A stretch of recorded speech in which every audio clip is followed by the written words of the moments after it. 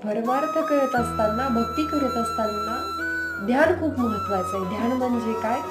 जे मन बुद्धीच्या पटलावर ते डोळे लावल्यानंतर जे येतं त्याला ध्यान म्हणतात. ध्यानाचे 5 अवस्था आहेत. पहिली अवस्था आहे स्थिती. स्थिती म्हणजे जिथे ध्यान करतो ती जागा पवित्र आणि स्वच्छ असावी. दुसरी अवस्था आहे संस्थिती. संस्थितीमध्ये आपणास आवडणाऱ्या पदार्थाचे ध्यान करायचे. मग तो कुठला असेल? देवापेक्षा सुंदर काहीच नाही, फक्त भगवंताचे ध्यान करायचे. सुंदर ते ध्यान उभे विठेवरी, करकठेवरी ठेवून या.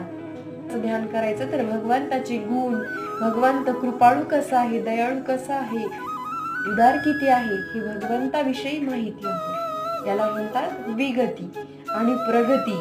ध्यान करताना सुरुवातला 15 मिनिटं, नंतर अर्धा तास, 1 तास, 2 तास